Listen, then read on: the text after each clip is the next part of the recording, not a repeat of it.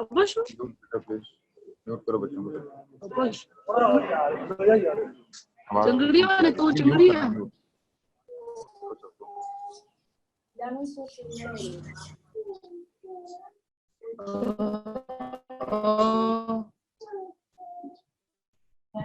يلا هون الخبرة ها يا هم لا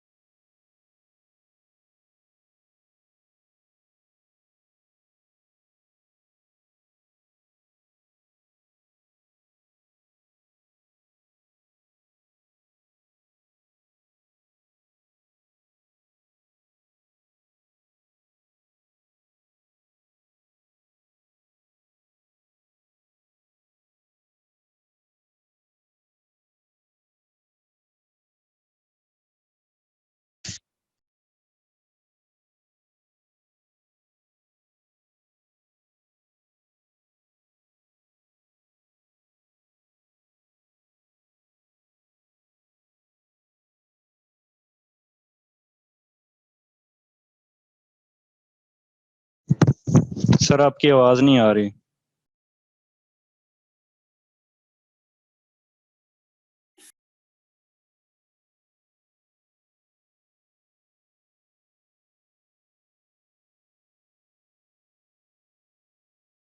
chat इनकी chat on कर दो यार, चैट खोलो जरा।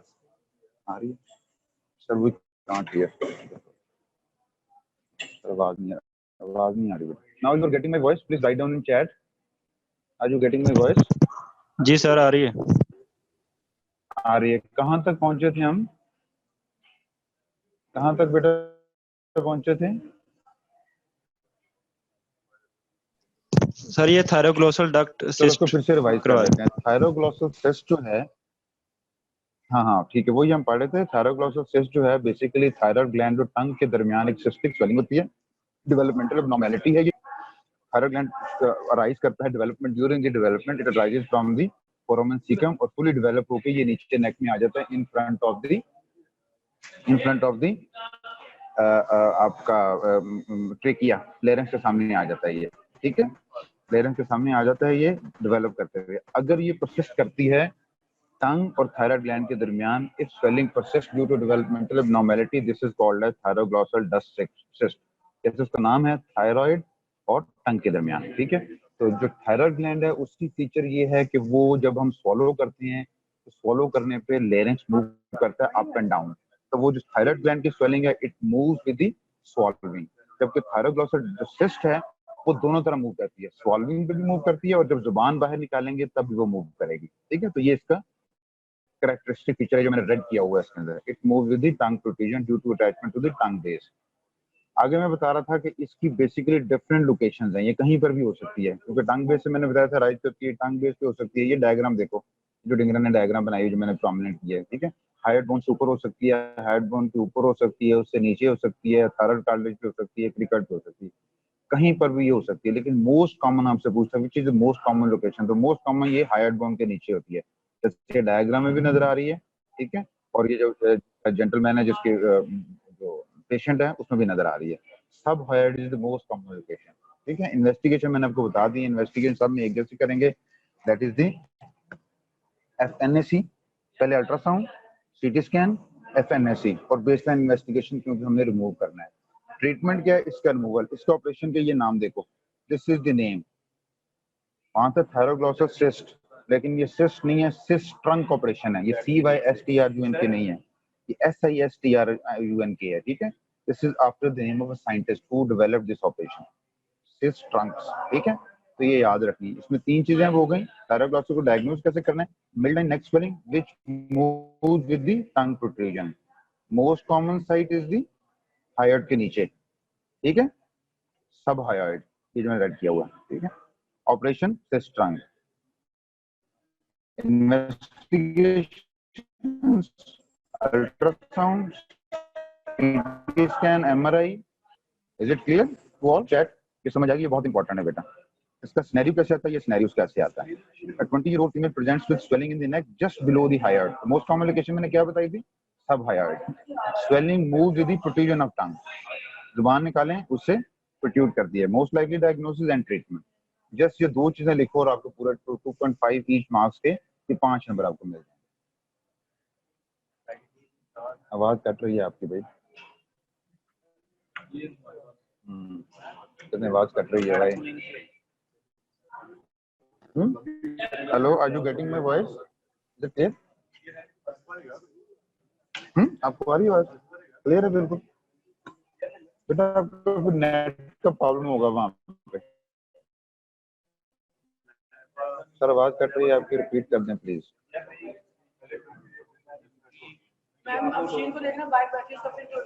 वी आर डिस्कसिंग दी। बेटा आपका नेट देखो, अपने वाईफाई के पास आके बैठो, यहाँ तो आवाज ठीक है, आवाज ठीक है ना? हाँ यहाँ पे आवाज ठीक है।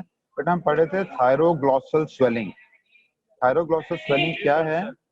Basically it is a swelling between the tongue and thyroid gland, as the name indicates. Thyroid और टंग के दरमियान की स्वेलिंग है। डेवलपमेंटल एबनॉर्मलिटी होती है। ये इसलिए कि जो जुबान हम बाहर निकालते हैं या सलाइवा अंदर लेके जाते हैं, ये मूव करती है, ठीक है, ऊपर नीचे मूव करती है। इसके टेस्ट करवाने के लिए अल्ट्रासाउंड करवाएंगे, सीटी स्कैन करवाएंगे और एफएनएसी करेंगे तो कंफर्म द डायग्नोसिस। इसकी most common location hyoid bone के नीचे होती है ये, और ट्रीटमेंट इसका ये है सिस ट्रंक ऑपरेशन। इस सिस ट्रंक ऑपरेशन के स्पेलिंग याद रखें, ये CYS नहीं है, ठीक है। This is the thyroglossus. Second important swelling, अच्छा एक डर्मट। डर्मट के क्या फीचर होते हैं? राइट डाउन जो इन द चैट, मैंने पढ़ाया हुआ है। डर्मट के दो फीचर लिखो जल्दी से, quickly write down in chat. 2 features of the dermoid. कहीं पे भी डर्मोइड है उसके क्या फीचर है? Any good student? मारिया तुम बताओ, या एमन, मारिया, बिस्मिल, मुदस्सर, कोई anyone? Right down in chat.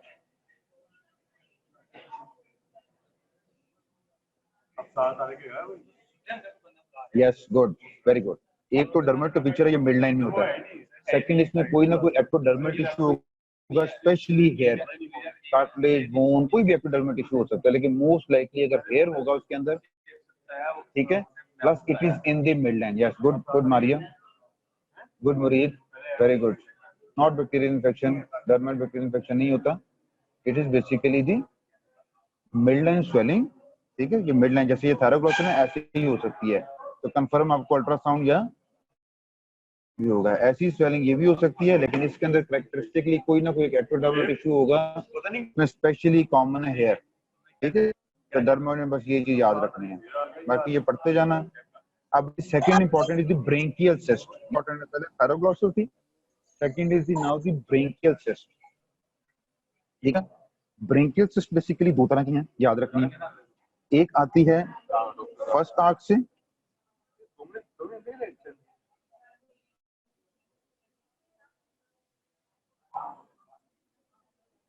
एक आती है सेकंड आर्क से, एक आती है थर्ड आर्क से, ठीक है। थर्ड क्लेफ्ट से बल्कि 2 तरह की स्वेलिंग है, इन दोनों का एक ही डिफरेंस है। ये ब्रेंकियल सिस्ट जो होती है ये लेटरल होती है, दिस इज द स्वेलिंग, ठीक है। ये पहले देखो, ये स्वेलिंग है, ये लेटरल साइड ऑफ नेक पे जो बनी हुई है, ठीक है।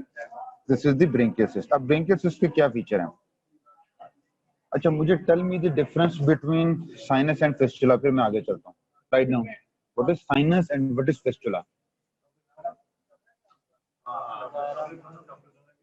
Tell me the difference, Maria.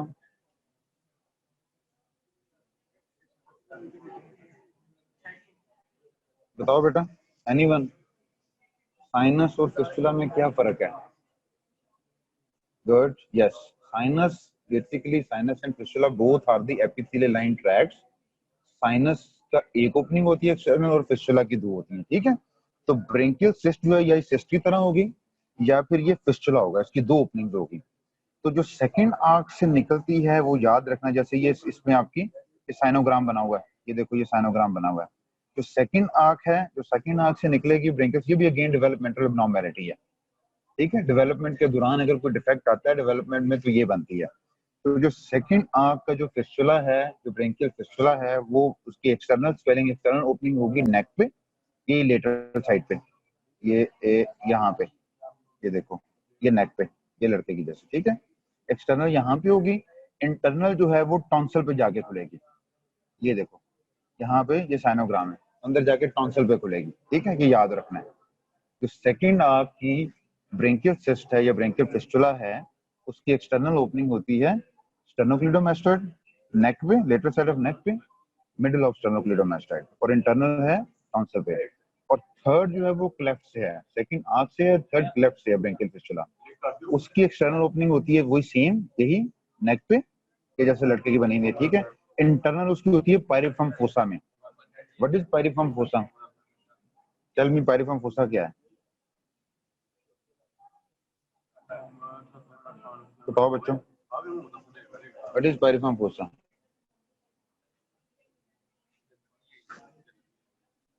Quickly,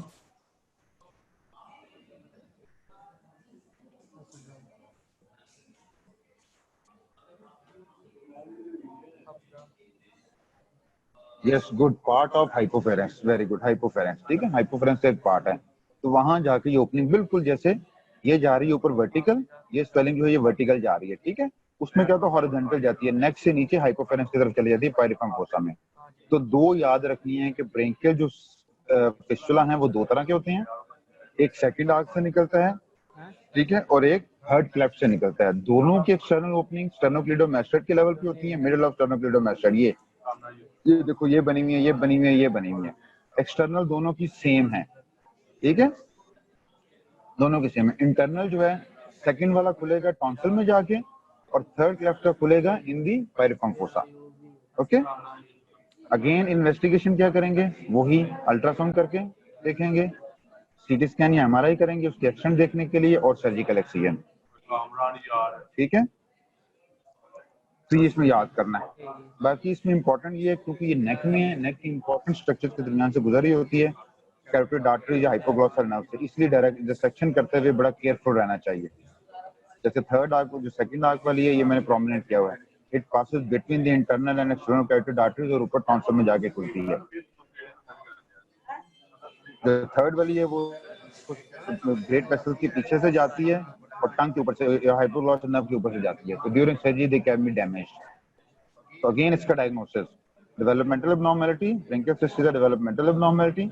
second या थर्ड आर्क से, सेकंड आर्क जो है it arises from the, second arch जो है राइज करती है, सेकंड आर्क वाली जो है उसकी एक्सटर्नल ओपनिंग है एट द लेवल ऑफ स्टेर्नोक्लीडोमास्टोइड नेक में, ठीक है, और इंटरनल है टॉन्सिल में। अगर वो फिस्टुला है, कई बार ये ब्लाइंड सैग भी होता है, ठीक है, अगर फिस्टुला है, just like in this diagram. और थर्ड जो क्लेफ्ट से राइज करता है वो एक्सटर्नल वहीं पे नेक पे, लेटरल साइड पे स्टेर्नोक्लीडोमास्टोइड के ऊपर, और जो इंटरनल ओपनिंग है it open into the piriform fossa. बेटा अगेन बात करते हैं, देखो आवाज नहीं आ रही, ठीक है, आपको देखो क्या प्रॉब्लम है।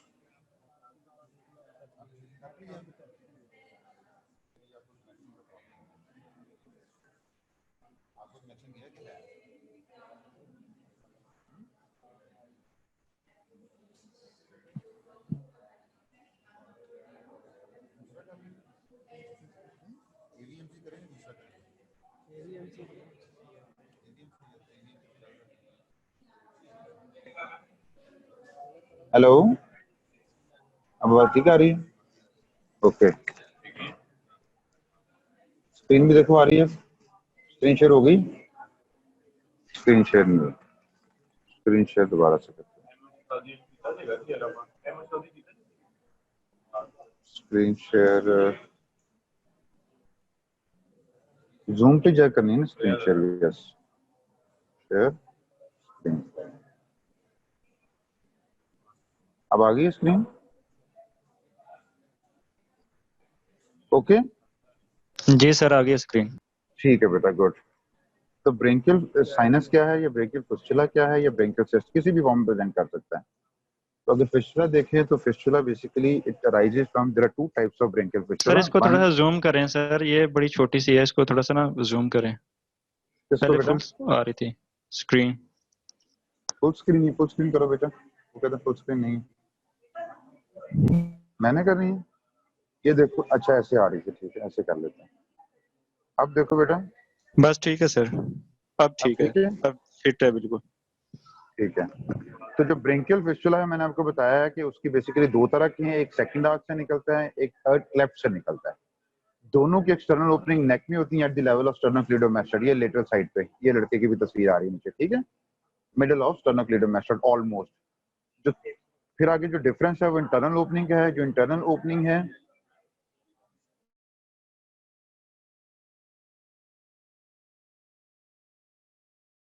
जो इन्वेस्टिगेशन वो ही करेंगे, अल्ट्रासाउंड, सीटी स्कैन और एमआरआई, एफएनएसी, ठीक है। Treatment is surgical excision. Surgery करते हुए जरा ध्यान रखना है क्योंकि जो ट्रैक है इनके वो इंपॉर्टेंट स्ट्रक्चर से पास करते हैं। जैसे सेकंड जो आर्क का फिस्टुला, उसका ट्रैक पास करता है between internal and external carotid arteries, इसलिए आप कैरोटिड वेसल्स को डैमेज कर सकते हैं सर्जरी में।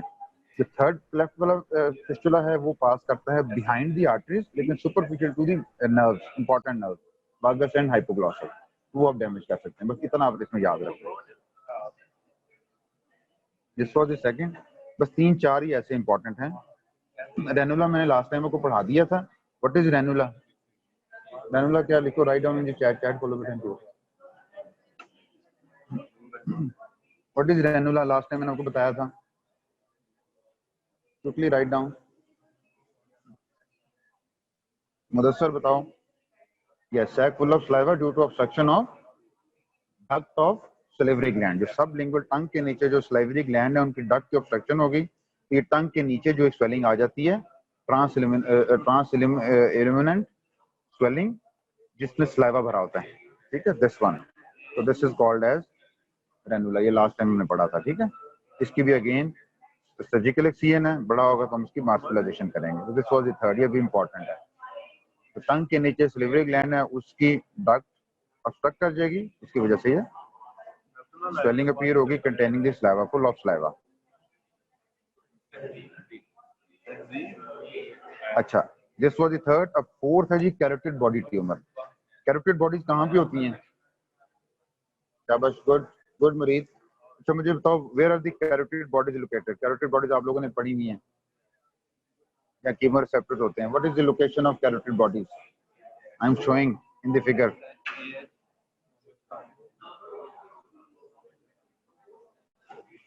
और क्या कैरोटिड बॉडीज होती क्या है, ठीक है, और कहाँ होती हैं? Yes, bifurcation of carotid vessels पे आपके न्यूरोवास्कुलर रिसेप्टर्स पड़े होते हैं जो कि आपके कुछ केमिकल्स, कैटेकोलामिन्स सीक्रेट करते हैं जो बॉडी के ऑटोनॉमिक नर्वस सिस्टम को कंट्रोल करते हैं, ठीक है। तो कई बार ये जो रिसेप्टर्स हैं इनका साइज बढ़ना शुरू हो जाता है, ठीक है, इसको कहते हैं कैरोटिड बॉडी ट्यूमर। यानी कैरोटिड की बॉडी, जो कैरोटिड बॉडी पड़ी होती है at the junction, at the bifurcation of internal and external carotid artery, यहाँ पे कई बार जो कीमोरिसेप्टर्स पड़े हैं वो इनलार्ज होना शुरू कर देते हैं और they present as a tumour, जिसको बोलते हैं कैरोटिड बॉडी ट्यूमर, ठीक है। इस ट्यूमर की टिपिकल फीचर क्या होगा ये भी लेटरल साइड ऑफ नेक, जैसे इस औरत का नजर आ रहा है, लेटरल साइड ऑफ नेक, लेकिन ये पल्सटाइल होगा। तो याद रखना है, नेक की जो भी लेटरल स्वेलिंग है, क्योंकि कैरोटिड लेटरल साइड पे होती है, लेटरल स्वेलिंग है, इफ इट पल्सेट्स, अगर उस स्वेलिंग में पल्सेशन आती है तो याद रखना है कि उसकी एफएनएसी या बायोप्सी नहीं करनी, क्योंकि वो वॉस्कुलर ट्यूमर है। वॉस्कुलर ट्यूमर मैंने आपको बताया था नहीं करनी। और कौन कौन से वॉस्कुलर ट्यूमर है बॉडी में जिसके हम एफएनएसी या बायोप्सी नहीं करते? एंजियोफाइब्रोमा के नहीं करते, ठीक है, कैरोटिड बॉडी ट्यूमर के नहीं करते, ठीक है। Whenever there is a swelling on the lateral side of neck and which pulsates, glomus के नहीं करते। very good मरीज, शाबाश, गुड, ठीक है। तो जो भी पल्सेट करती है स्वेलिंग लेटरल नेक में, वो कैरोटिड बॉडी ट्यूमर है। इसके अब इन्वेस्टिगेशन मैंने बताया, एफएनएसी बायोप्सी नहीं कर सकते तो आप क्या करते हैं, सीटी स्कैन या एमआरआई करवाते हैं। एमआरआई के ऊपर क्या होता है, एमआरआई को याद रखें, लायर साइन। ये लायर साइन जो है ये feature of carotid body tumour, ये एमसीक्यू पूछ लेता है आपसे। लायर साइन क्या है? जब ट्यूमर बढ़ता है तो स्प्लेइंग हो जाती है, दोनों इंटरनल और एक्सटर्नल के दरमियान ये स्प्ले करते हैं, एक दूसरे से अवे जाना शुरू हो जाती है, एक दूसरे से दूर जाना शुरू हो जाती है। ये जैसे इस फिगर में है, नॉर्मली इतना डिस्टेंस नहीं होता। ये ट्यूमर की वजह, ट्यूमर जो बड़ा होता है, एक्सटर्नल और इंटरनल कैरोटिड आर्टरीज का गैप बढ़ना शुरू हो जाता है। This is called as splaying apart of external and internal carotid vessels seen on MRI angiography, which is a typical of carotid body tumor, also known as chemodectoma. Chemodectoma क्यों कहते हैं? क्योंकि ये केमिकल्स जो कैटेकोलामीन है ये प्रोड्यूस करता है, ठीक है, ये ट्यूमर। इसका जो फर्स्ट टेस्ट मैंने बता दिया MRI, सीटी स्कैन या MRI। सेकंड इसका यूरिन के अंदर देखते हैं, अल्ट्रासाउंड से कर सकते हैं, पहले अल्ट्रासाउंड करेंगे फिर CT scan MRI।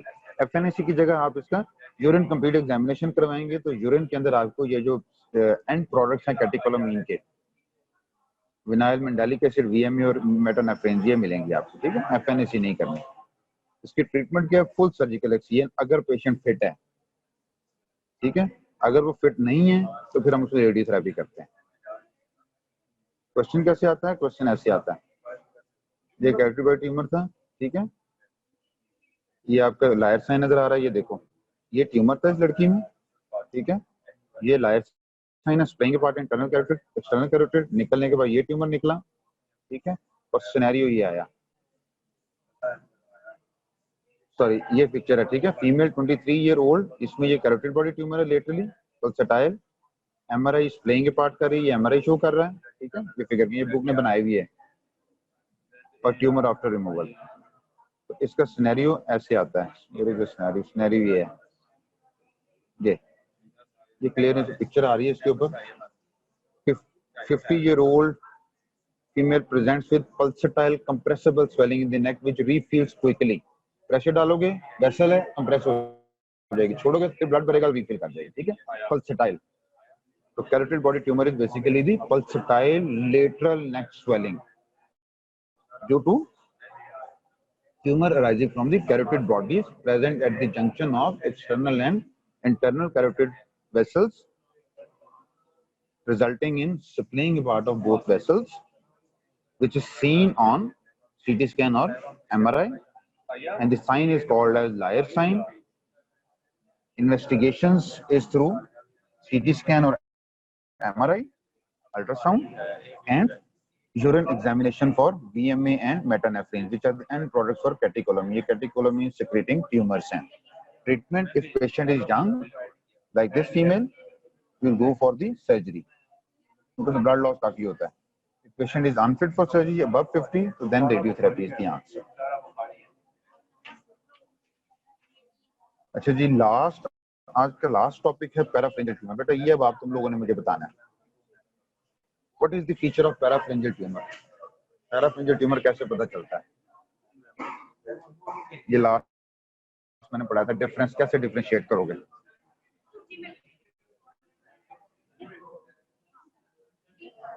what are the features of parapharyngeal space tumor?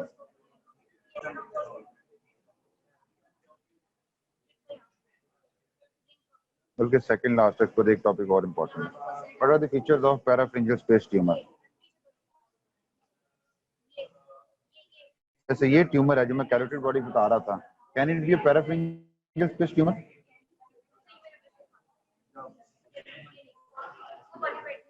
शाबाश, एंगल ऑफ मैंडिबल पे होता है, जैसे ये एंगल ऑफ मैंडिबल पे है, ठीक है। अब ये angle of mandible, second feature क्या है? एंगल ऑफ मैंडिबल पे ये अगर इस जगह पे सिर्फ दो डिफरेंशियल, ये जैसे फिगर है एंगल ऑफ मैंडिबल पे है, बताओ कौन कौन से दो ट्यूमर्स हो सकते हैं, तीन ट्यूमर्स हो सकते हैं, टेल मी। एक तो भी हम पढ़े हैं कैरोटिड बॉडी ट्यूमर, ठीक है, एंगल पे होगा, अगर पल्सेट करता है, इफ इट पल्सेट्स तो this is the carotid body tumour, एक तुमने पढ़ लिया। सेकंड क्या हो सकता है यहाँ पे एंगल ऑफ मैंडिबल पे? अब लिखना है बेटा आप लोगों ने, राइट डाउन इन चैट। अब यहाँ से इंटरैक्टिव होगा क्योंकि we have got 25 minutes more, ठीक है। सबमेंडिबल ग्लैंड ट्यूमर हो सकता है, सेकंड, ठीक है। और शाबाश, अगर ईयर की डिस्चार्ज की हिस्ट्री है, अगर कान बहता है और नेक में ऐसी स्वेलिंग आई है सबमेंडिबल रीजन पे, तो it can be the dissolved abscess, good, उसमें ईयर डिस्चार्ज की हिस्ट्री होगी। और क्या हो सकता है? सब अभी हम यहाँ पे डिस्कस करते हैं सारी। और क्या हो सकता है? पल्सेट करेगी कैरोटिड बॉडी, ठीक है। अगर खाना खाने से इसका साइज बढ़ता है, सबमैंडिबुलर साइलेंटाइटिस, ठीक है, सबमैंडिबुलर स्टोन है। अगर कान में से पस आ रही है और ये स्वेलिंग आती है तो डिसॉल्व्ड एब्सेस। तीन हो गई, और बताओ शाबाश, और तीन तो हो गई, डिसॉल्व्ड हो गया, ये डिस्चार्ज की हिस्ट्री होगी डिसॉल्व्ड में, कैरोटिड बॉडी में पल्सेशन होंगी और सब मैंडिबुलर में हिस्ट्री होगी कि जब वो खाना खाएगा या खाएगी तो उसका साइज बढ़ जाएगा। और बताओ, लास्ट हम पहले पढ़ चुके हैं। अच्छे बच्चे बताओ। एमन तुम जवाब नहीं दे रही। आई एक्सपेक्ट एमन, हमारा, मुदस्सर, ठीक है। प्लेमॉर्फिक, शाबाश, good. Pleomorphic adenoma tail of parotid, good, excellent. ये pleomorphic adenoma tail of parotid से आ सकता है, वेरी गुड। यहाँ पे पैराटिड की टेल खुलती है, शाबाश। और हेमेंजियोमा लीस्ट लाइकली, पैराफ्रिंजियल हेमेंजियोमा हो सकता है। चलो ठीक है, पैराफ्रिंजियल हेमेंजियोमा ठीक है। अब कैसे पता चलेगा कि पैराफ्रिंजियल हेमेंजियोमा के सेकंड कहाँ पे होगी स्वेलिंग?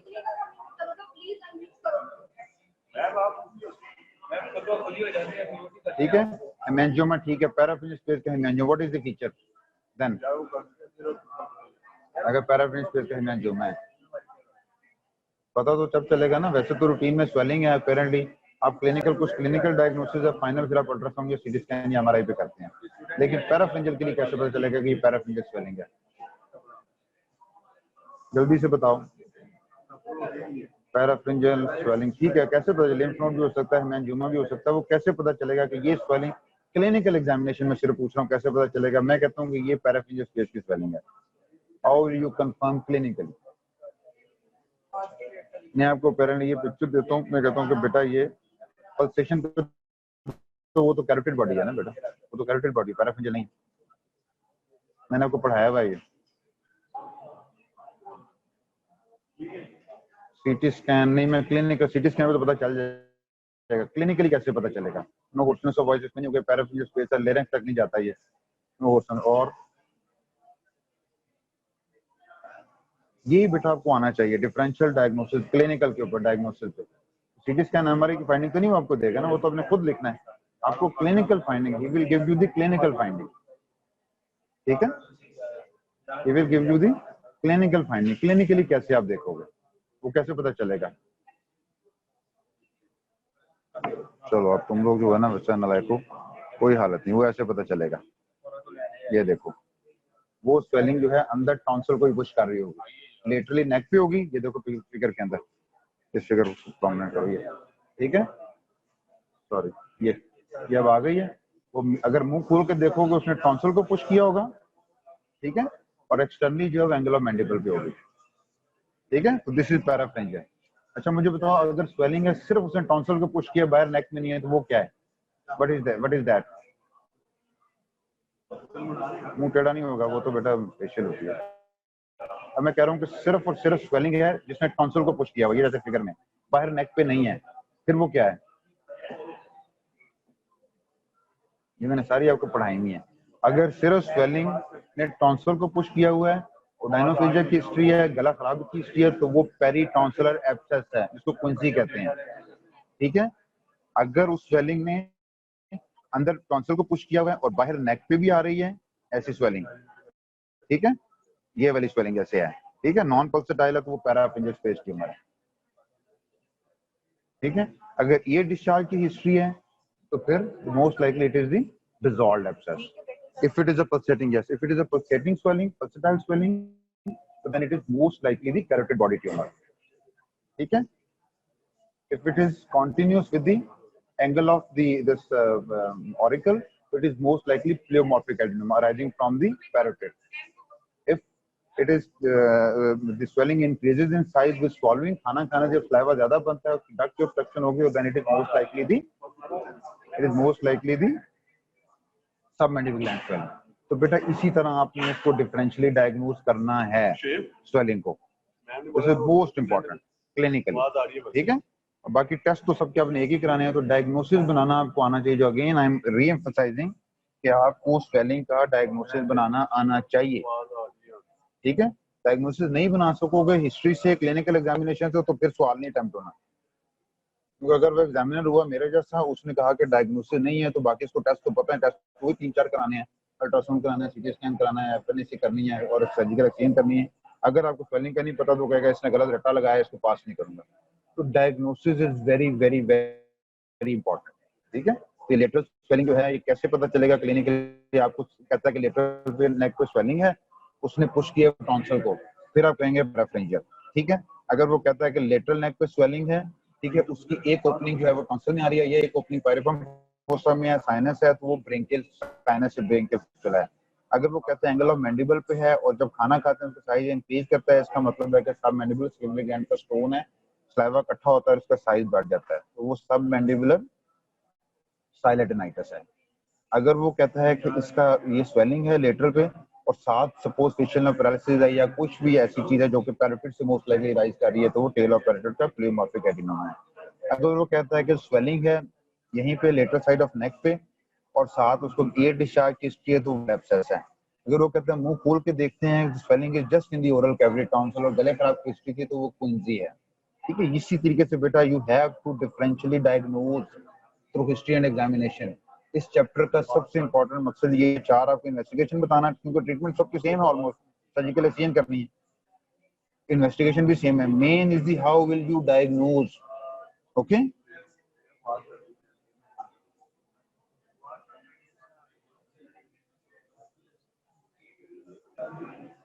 ठीक है, चलो जी।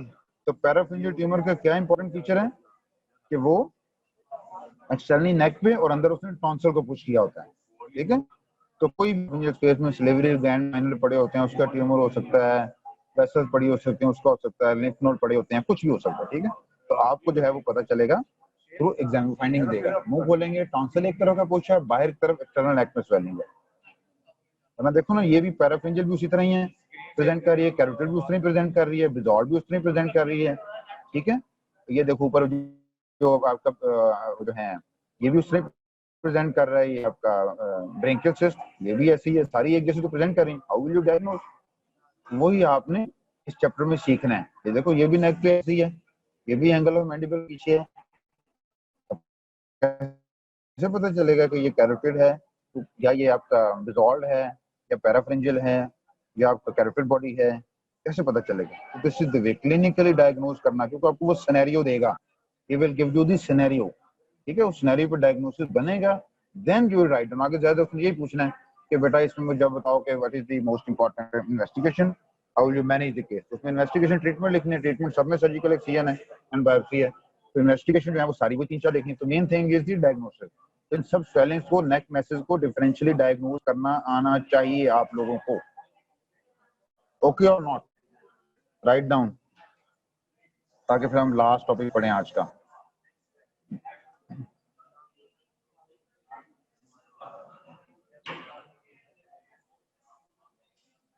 Last topic is cystic hygroma, cyst की तरह का। जैसे बेटा जो आपकी वीनस ड्रेनेज है नेक की, वो कहाँ जाती है? जुगुलर वेन्स में।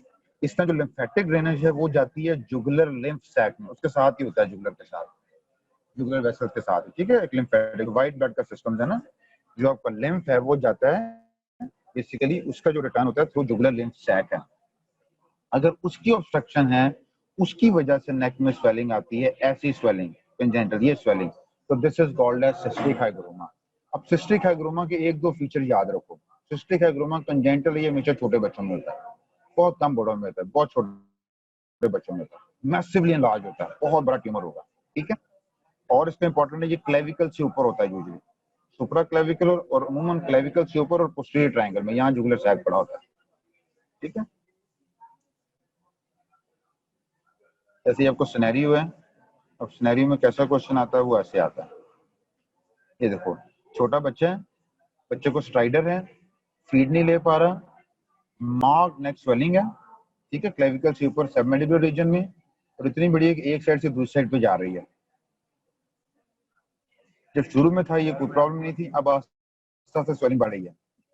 पिछले 2 सालों में ये स्वेलिंग बहुत ज्यादा बढ़ गई है, इतनी ज्यादा कि उससे अब सांस नहीं लिया जा रहा, सांस का उसको आवाज आ रही है, स्ट्राइडर है।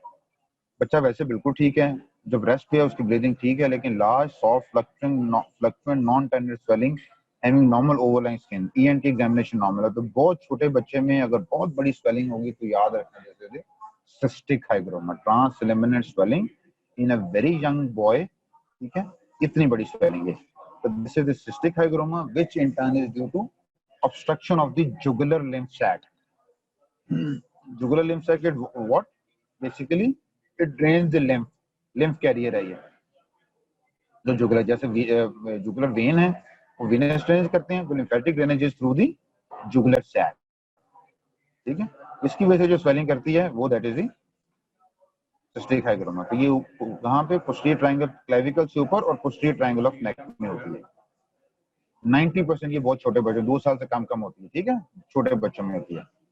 सुप्राक्लेविकल रीजन में होती है, फिल्ड विद लिम्फ, रेनुला जैसे था, it was filled with saliva. ये जो है it is filled with lymph, क्योंकि ये जुगुलर लिम्फ सैक की ऑब्स्ट्रक्शन की वजह से बनती है। बहुत बड़ी होती है पूरे नेक में, इस चीज को पूरा जो है ना निकालना काफी मुश्किल होता है, इसलिए इसका जो है जितना रिमूव कर सकते हैं वास्कुलर न्यूरो स्ट्रक्चर बचा के, क्योंकि neck has a rich supply of nerves and vessels, ठीक है। तो इसके लिए बड़े ध्यान से सर्जरी करते हैं, लेकिन फिर भी इसमें रिकरेंस के चांस होते हैं, और सर्जरी करने से पहले ट्रेक्योस्टमी कर देते हैं। तो ये आपको क्वेश्चन आता है, देखो डायग्नोसिस क्या है इसका, डायग्नोसिस आप लिखेंगे this is cystic hygroma. Aetiology क्या है, obstruction of the jugular lymph sac. Commonest site क्या है, supraclavicular in the posterior triangle of neck. Treatment क्या है, सर्जिकल एक्सचेंज। 4 डायग्नोसिस, लेकिन अब डायग्नोसिस नहीं बनेगा तो अगले फिर उसकी मर्जी है। डायग्नोसिस नहीं होगा, टियोलॉजी तो बना ही नहीं सकोगे, कॉमन साइड भी नहीं बता सकोगे, ट्रीटमेंट बता भी देते हो तो there will be no marks, क्योंकि उसको पता होगा, इसको तो पता ही नहीं है ये सिस्टिक हाइग्रोमा है, ब्रेंकियल है, ये पैराफ्रेंजियल है, व्हाट इज दिस, सबमैंडिबुलर है, what is basically the swelling is. इसीलिए क्लिनिकल डायग्नोसिस आपके लिए, clinical diagnosis, clinical differential diagnosis is very very very important. Again I am emphasising, okay. तो लास्ट टीबी तो अपने पढ़े ही हैं। टीबी के लिम्फ नोड एक पिक्चर होता है, ये आपस में मेटेड टुगेदर होते हैं, जुड़े हुए होते हैं, ठीक है। मल्टीपल लिम्फ नोड नेक में है, फीवर की हिस्ट्री है, वेट लॉस की हिस्ट्री है, एनोरेक्सिया की हिस्ट्री है, बहुत ज्यादा लिम्फ नोड्स हैं, एक दूसरे से जुड़े हुए हैं। तो याद रखना, पाकिस्तान जैसे अंडर डेवलप्ड कंट्रीज में तो वो आपका टीबी है। टीबी के लिए आपने बेसिकली क्या करना है, इन्वेस्टिगेशन वही है, ट्रीटमेंट आपने एटीटी देते हैं, एंटी ट्यूबरकुलोसिस का, जो आप पढ़ चुके हैं। Any questions? Any questions? I'm waiting your question. कुछ क्वेश्चन है तो पूछो बेटा।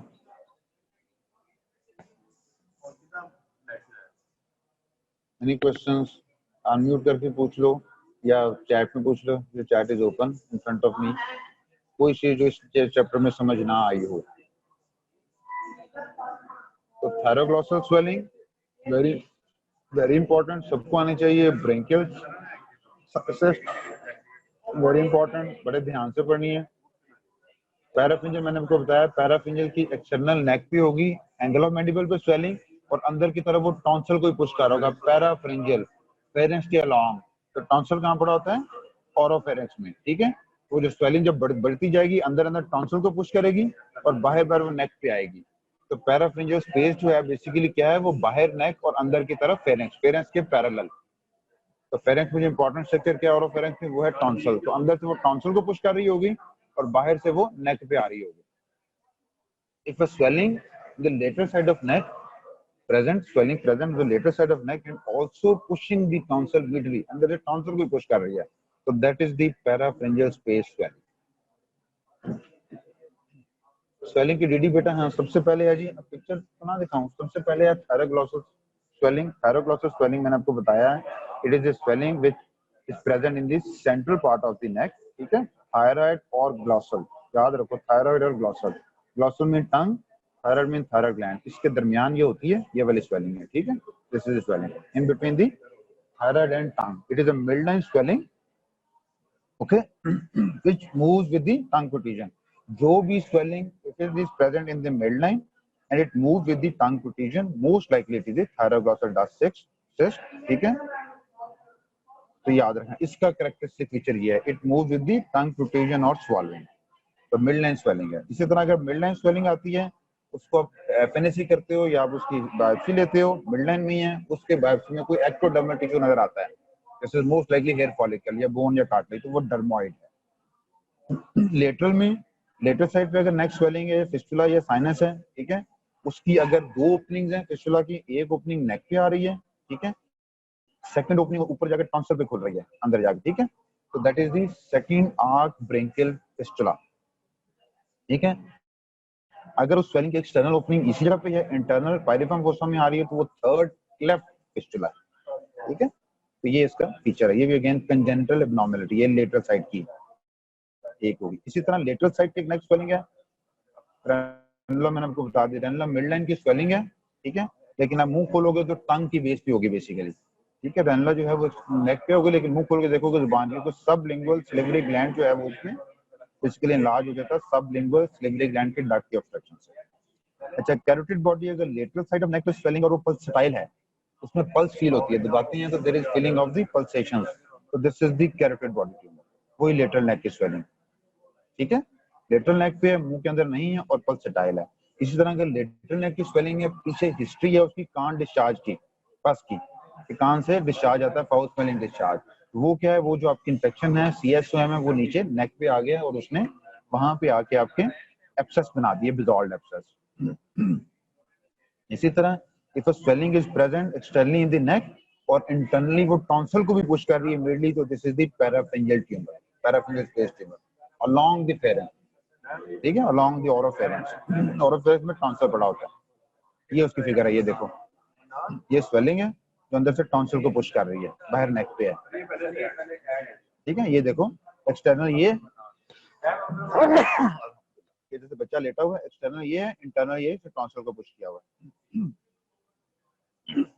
ठीक है। तो दिस इज द पैराफिंजियल। इसी तरह जो सिस्टिक हाइग्रोम है वो बच्चों में होता है, 2 साल या उससे कम बच्चों में, जुगुलर लिम्फ साइट के ऑब्स्ट्रक्शन की वजह से होता है, ठीक है। और बहुत बड़ी स्वेलिंग होती है, it is present above the clavicle, clavicle से ऊपर, और यूजुअली पोस्टीरियर ट्रायंगल ऑफ नेक में, जैसे ये देखो इस बच्चे में, ठीक है। बिग स्वेलिंग, अगर बहुत बड़ी मैसिव स्वेलिंग है एक साइड ऑफ नेक से दूसरी साइड तक, नीचे मैंडिबल से लेके नीचे क्लेविकल नॉच तक स्वेलिंग है, बहुत छोटा बच्चा है, तो याद रखना है कि this is most likely the cystic hygroma, which in turn is due to obstruction of the jugular lymph sac. Commonest site is the supraclavicular posttriangular region, or treatment is the excision preserving the important nerves and vessels.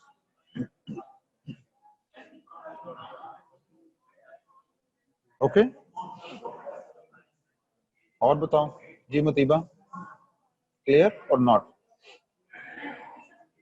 Dermoid मैंने बताया बेटा, dermoid midline swelling होती है, FNAC पे ये उस पे biopsy पता चलती है। इसकी फीचर होता है कि एक मिडलाइन बिल्कुल सेंटर में होगी, तो बॉडी के किसी भी हिस्से में हो सकती है, लेकिन सेंटर में होती है, पेट पे हो सकती है, आपके सेंट्रल पार्ट ऑफ बॉडी पे कहीं पर भी हो सकती है, चेस्ट पे हो सकती है। जब इसको रिमूव करते हैं तो इसमें कोई ना कोई डर्मोइड, याद रखो डर्मिस स्किन का या एक्टोडर्म का कोई ना कोई टिश्यू होता है, तो यूजुअली हेयर कॉमनली होता है, ठीक है। ओके, तो नेक्स्ट संडे को आप टाइमिंग बता देना बेटा, बाकी वो लोग भी ऐड हो, कल बच्चे कम ऐड थे। All of you should be with me during 11 AM to 1 PM for revision of second half of the year, ठीक है, वो करेंगे। और उससे नेक्स्ट संडे को हम इंशाल्लाह, मैं घर से करवाता हूँ, घर से जो है ना, फिर आपको मैं पेरेंट्स इनवाइट कर दूंगा, then there will be a test of parents, next online test.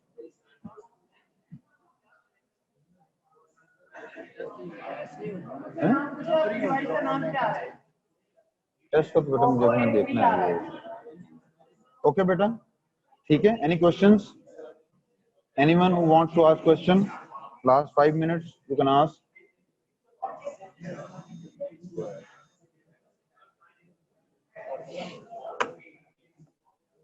Nothing to ask? Okay beta, चलो यार कर दूंगे जिसमें। Thank you very much.